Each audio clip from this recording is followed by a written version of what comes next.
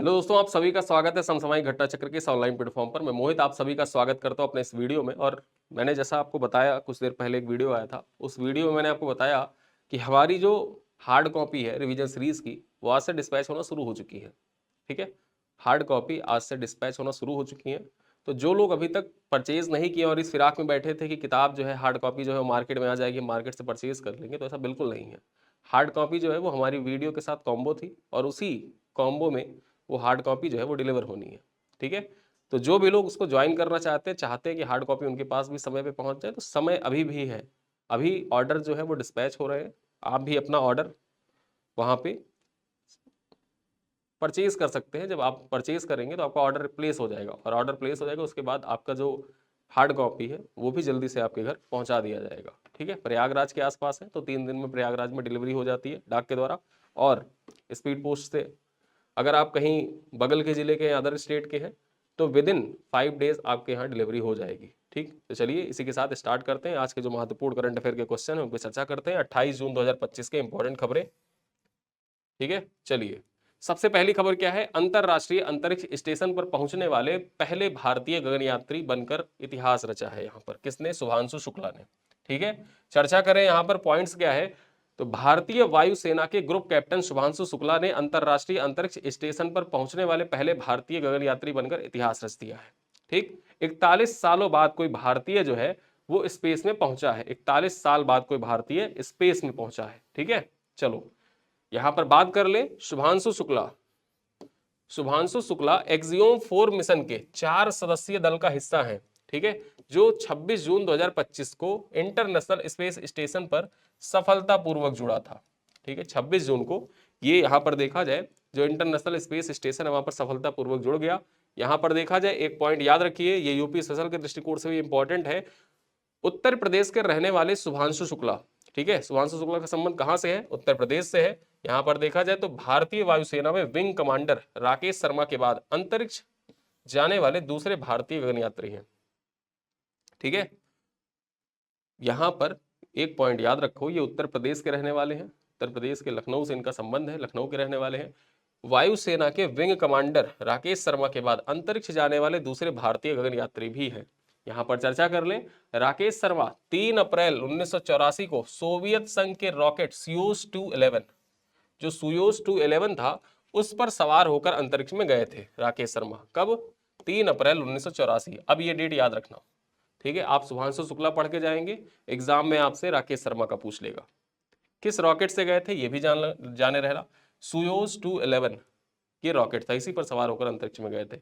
यहां चर्चा कर ले, अंतरिक्ष यात्रियों को अंग्रेजी बोलने वाली दुनिया में एस्ट्रोनॉट कहा जाता है। जो अंतरिक्ष यात्री होते हैं ना, हमारे यहाँ गगन यात्री कहते हैं। हमारे यहाँ भारत में देखा जाए तो भारत में क्या कहा जाता है? गगन यात्री कहा जाता है। लेकिन अंग्रेज क्या कहते हैं? अंग्रेज उनको एस्ट्रोनॉट कहते हैं। जो सोवियत संघ है, यूएसएसआर तथा रूसी क्या कहते हैं उनको? रूसी उनको कॉस्मोनॉट कहते हैं। चीनी लोग क्या कहते हैं? चीनी उनको ताइकोनॉट कहते हैं, ताइकोनॉट्स। और भारतीय क्या कहते हैं? भारतीय गगनयात्री कहते हैं। अब ये सवाल आपसे मिलान करने के लिए पूछ सकता है, निम्नलिखित में से कौन सा सही सुमेलित नहीं है? ऐसा सवाल आपसे पूछेगा, गगनयात्री सही सुमेलित करके रखेगा, बाकी ताइकोनॉट्स, कॉस्मोनॉट या एस्ट्रोनॉट, एस्ट्रोनॉट भी सही करके रखेगा। आपको कंफ्यूज करेगा ताइकोनॉट और कॉस्मोनॉट में। ठीक, और जापान की देखा, सॉरी, जापान की तो जो स्पेस एजेंसी उसका नाम है जाक्सा। उसी प्रकार से जो रूस की है एजेंसी, जैसे नासा है, भारत में इसरो है, अमेरिका में नासा है, उसी प्रकार जापान में जाक्सा है। और जो रूस है, रूस की जो स्पेस एजेंसी है उसका नाम है, ठीक है, रॉसकॉसमॉस। क्या? रॉसकॉसमॉस। चलो आगे हम बात कर ले, एशियाई स्क्वैश डबल्स चैंपियनशिप 2025, एशियाई स्क्वैश डबल चैंपियनशिप 2025 चर्चा कर लेते हैं। भारतीय स्क्वैश टीम ने दूसरी एशियाई स्क्वैश युगल चैंपियनशिप 2025 में शानदार प्रदर्शन करते हुए 3 खिताब जीत लिए हैं। अनाहत सिंह, अभय सिंह ने 3 में से 2 खिताब जीते हैं। अनाहत सिंह और अभय सिंह जो है, इन्होंने 3 में से 2 खिताब जीते हैं। दूसरी एशियाई स्क्वैश युगल चैंपियनशिप जो है ये 23 से 26 जून 2025 तक मलेशिया के कुचिंग के स्थित, ठीक है, मलेशिया के कुचिंग में स्थित एरिना एमास में आयोजित किया गया था। परीक्षा में आपसे पूछे कि दूसरी एशियाई स्क्वैश चैंपियनशिप कहां पर आयोजित किया गया था? मलेशिया में इसका आयोजन हुआ था। यहां पर चर्चा कर ले एक पॉइंट और कि इसका आयोजन मलेशिया के स्क्वैश रैकेट एसोसिएशन और सारावाका के स्क्वैश रैकेट एसोसिएशन द्वारा संयुक्त रूप से किया गया था। ठीक है, सारावाका और मलेशिया के जो स्क्वैश रैकेट एसोसिएशन है, इन दोनों के द्वारा मिलकर संयुक्त रूप से इसका आयोजन किया गया था। ठीक है, तो ये पॉइंट याद रखिएगा। किसने जीता है? यहाँ पर भारतीयों के द्वारा 3 खिताब जीत दिए गए, जिसमें अनाहत सिंह और अभय सिंह जो है इन्होंने 2 खिताब जीते हैं। चलिए आगे हम बात कर ले। अगली इंपॉर्टेंट खबर है उत्तर प्रदेश स्पेशल के दृष्टिकोण से। आगरा में खुलेगा अंतरराष्ट्रीय, ठीक है, आगरा में खुलेगा अंतरराष्ट्रीय आलू केंद्र, केंद्रीय मंत्रिमंडल ने मंजूरी दे दी है इसकी। ठीक है, अब यहाँ चर्चा कर लेते हैं। केंद्र सरकार ने उत्तर प्रदेश के आगरा में अंतरराष्ट्रीय आलू केंद्र का दक्षिण एशियाई केंद्र स्थापित करने की कृषि और किसान कल्याण मंत्रालय के प्रस्ताव को मंजूरी दे दी है। यहाँ पर जो किसान कल्याण मंत्रालय था ना, आप पहले से सुनते आ रहे थे कि एक प्रस्ताव है कि आगरा में अंतरराष्ट्रीय आलू केंद्र का जो दक्षिण एशियाई केंद्र होगा उसकी स्थापना कर दी गई है, कर दी गई की नहीं गई थी, प्रस्ताव था। किताबों में आप पढ़ते चले आ रहे हैं लेकिन आप उसको जाने नहीं, वो प्रस्ताव था।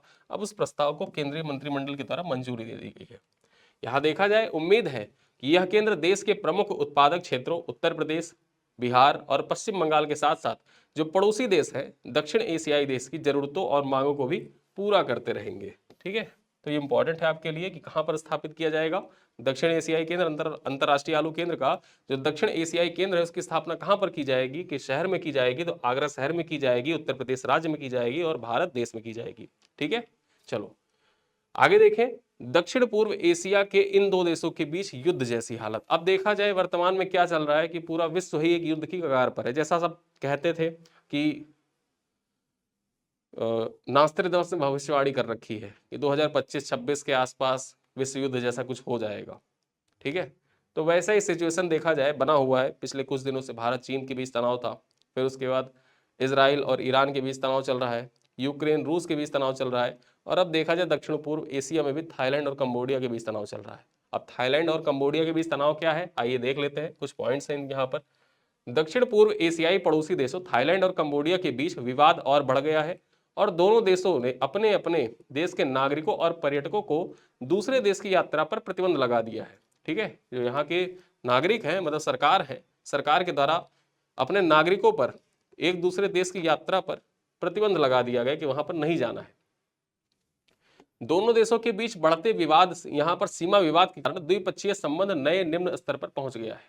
ठीक है, बेसिकली जो विवाद हो रहा है वो सीमा विवाद ही है थाईलैंड और कंबोडिया के बीच में। यहाँ पर चर्चा कर ले, यह विवाद उस समय खतरनाक रुख अपना लिया जब 28 मई 2025 को दोनों देशों के बलों के बीच सशस्त्र झड़प में एक कंबोडियाई सैनिक मारा गया था। ठीक, 28 मई पिछले महीने देखा जाए तो एक कंबोडियाई सैनिक मारा गया था और उसके बाद ये विवाद, सीमा विवाद जो है ये बढ़ता ही चला गया और अभी युद्ध जैसी स्थिति पहुंच गई, युद्ध जैसा वहां पर देखा जाए सिनेरियो बना हुआ है। तब से देखा जाए दोनों देशों एक दूसरे पर दंडात्मक उपाय लागू किए हैं।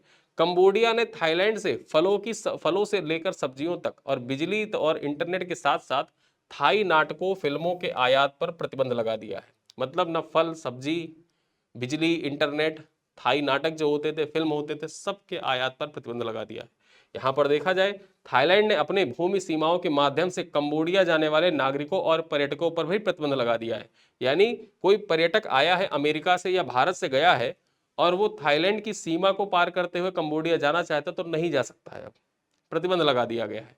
हवाई मार्ग से थाईलैंड से कंबोडिया आने वाले विदेशी पर्यटकों को थाईलैंड से जाने पर प्रतिबंध लगा दिया गया है। इतनी खतरनाक सिचुएशन बनी हुई है, ये कोई अंतरिक्ष मतलब सॉरी कोई यात्री है, पर्यटक है, किसी जरूरी कार्य से अगर जो एयर स्पेस होता है ना, एयर स्पेस को भी क्रॉस करना चाहता तो उसको क्रॉस करने की अनुमति नहीं प्रदान की गई है। एक दूसरे का एयर स्पेस यूज नहीं कर सकते, ये हालत बनी हुई है कंबोडिया और थाईलैंड में। आप रूस यूक्रेन को जानते हैं, रूस यूक्रेन में ऐसा कुछ चल रहा है, आप समझ रहे हैं।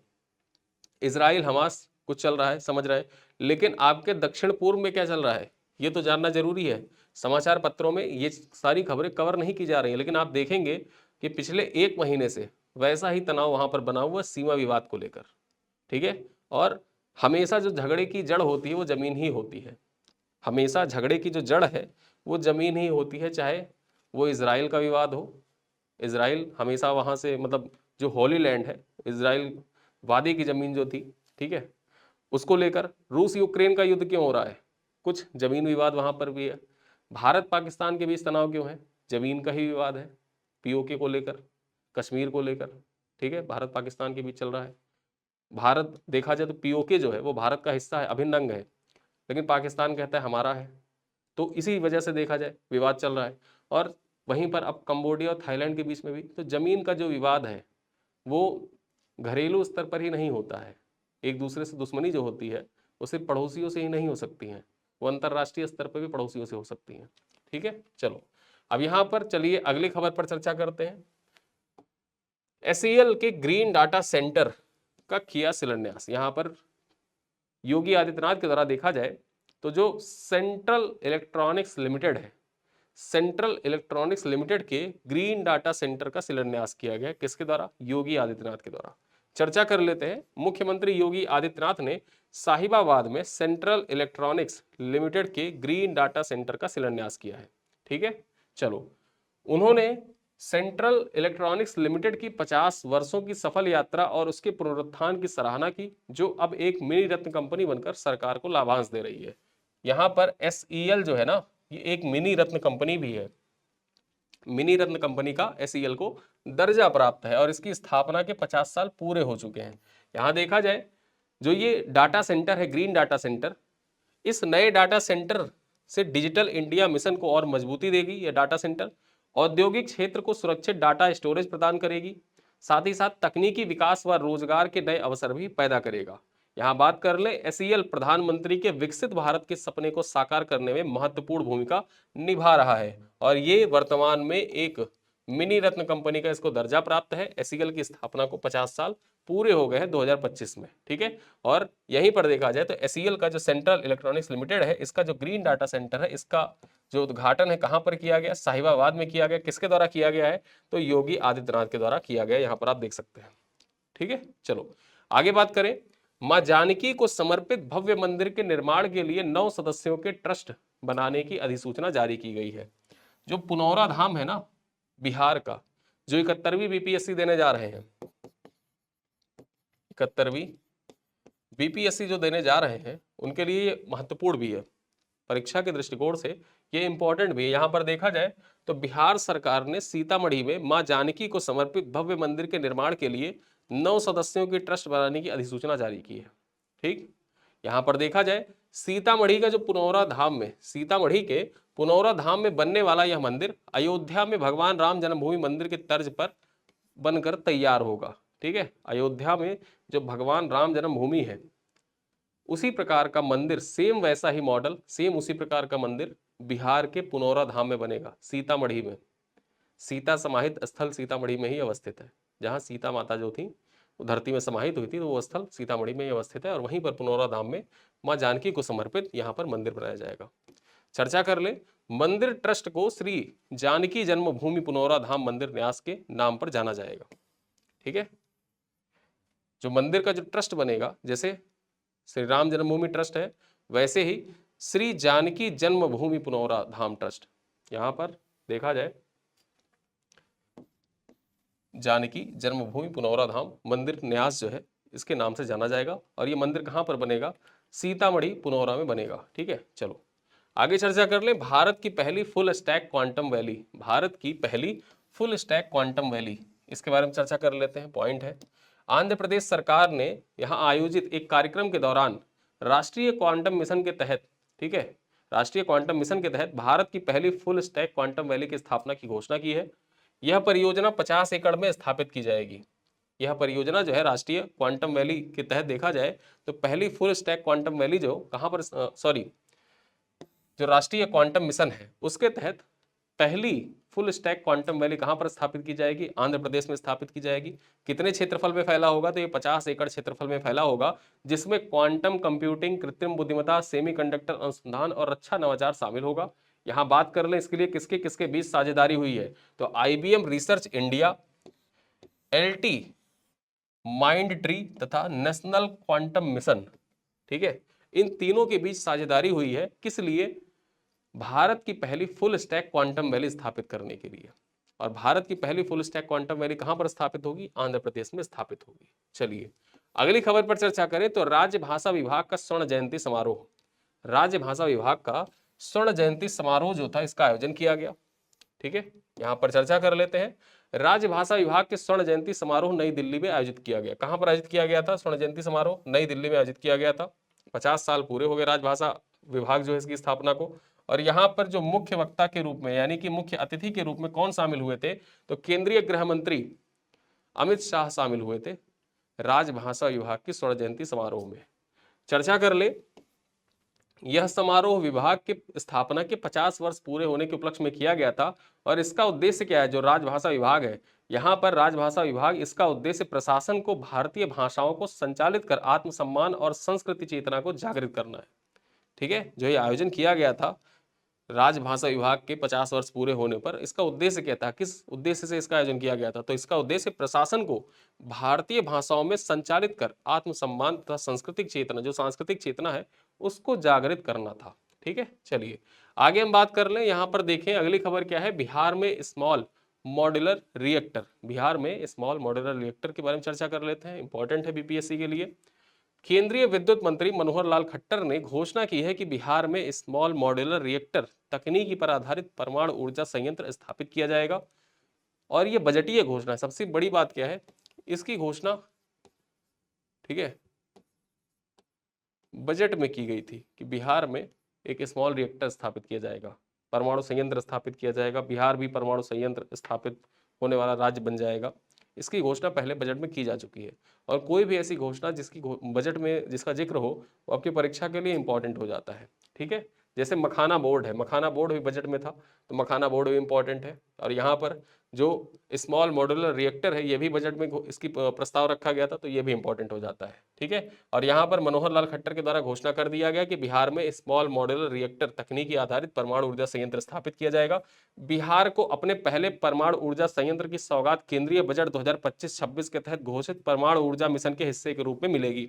ठीक है, यहाँ पर 25-26 का जो बजट था उसमें इस बात की घोषणा की जा चुकी थी पहले ही, लेकिन अब वास्तविक रूप से उसको जो कागजी कार्रवाई है या प्रक्रियाएं हैं, कागजों से इतर वास्तविक रूप देने का प्रयास किया जा रहा है। ठीक है, देखा जाए तो इस मिशन के लिए 20,000 करोड़ रुपए का आवंटन किया गया है, जिसका उद्देश्य देश भर में स्वच्छ और विश्वसनीय परमाणु ऊर्जा का विस्तार करना है। जो परमाणु ऊर्जा मिशन है ना, यहाँ परमाणु ऊर्जा मिशन की बात की जा रही है। परमाणु ऊर्जा मिशन के लिए 20,000 करोड़ रुपए का आवंटन केंद्र सरकार के द्वारा किया जा चुका है। ठीक है, और इस मिशन का उद्देश्य ही यही है कि पूरे देश भर में स्वच्छ तथा विश्वसनीय परमाणु ऊर्जा का विस्तार किया जाए। यहाँ बात कर ले, मिशन की रणनीति में प्रत्येक राज्य में कम से कम एक परमाणु संयंत्र स्थापित करना है। प्रत्येक राज्य के जो परमाणु संयंत्र, मतलब प्रत्येक राज्य में कम से कम एक परमाणु संयंत्र स्थापित करना यहाँ पर शामिल है इस मिशन के उद्देश्य में, जिसमें बिहार देश के पहले 6 राज्यों में से एक होगा।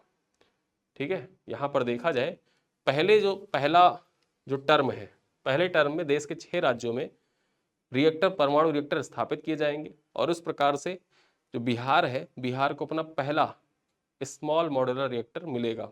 ये किसके तहत? जो बजट में घोषणा की गई थी उसी के तहत इसको बिहार को प्रदान किया जाएगा। अब चलिए, बहुत लंबा वीडियो था नहीं, और अपने इसी वीडियो पर आधारित कुछ प्रश्न हैं, जिनमें से पहला प्रश्न जो है वो पिछले वीडियो का है। पिछला वीडियो अगर जो किसी ने देखा है, जिन जिन लोगों ने देखा है वो इस प्रश्न को बता सकते हैं, और जिन्होंने नहीं देखा है वो नहीं बता सकते हैं।